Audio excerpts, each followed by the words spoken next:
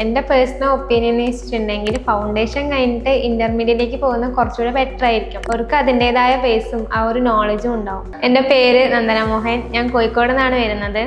ഞാൻ കറൻ്റ്ലി ഇവിടെ CA intermediate student ആണ്.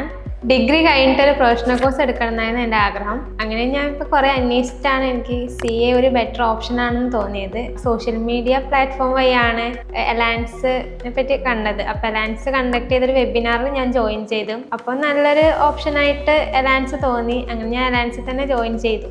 ഡിഗ്രി കഴിഞ്ഞ് ഡയറക്റ്റ് എൻട്രി വഴിയാണ് ഞാൻ CA ഇന്റർമീഡിയറ്റിന് ജോയിൻ ചെയ്തത്. അന്ന് മുതൽ ഒരു കംഫർട്ടബിൾ ആയിട്ടുള്ള എൻവയോൺമെന്റ് അലയൻസിൽ നിന്ന് എനിക്ക് കിട്ടി. പിന്നെ ഫാക്കൽറ്റീസ് ആണെങ്കിലും മെന്റേഴ്സ് ആണെങ്കിലും കോർഡിനേറ്റർ ആണെങ്കിലും എപ്പോൾ അവൈലബിൾ ആണ്. അലയൻസിൽ ക്ലാസ് കഴിഞ്ഞിട്ട് ഈവനിങ് മുതൽ നൈറ്റ് വരെ പഠിക്കാനുള്ള ഫെസിലിറ്റീസ് ഉണ്ട്. അത് ഭയങ്കര അഡ്വാൻറ്റേജ് ആണ്. ഇപ്പോൾ കമ്പൈൻ സ്റ്റഡി ആയിട്ടും ഹോസ്റ്റലിൽ നിന്ന് പഠിക്കാൻ പറ്റാത്തവർക്കും അലയൻസ് നിന്ന് പഠിക്കാം. അത് ഭയങ്കര ഹെൽപ്ഫുൾ ആണ്.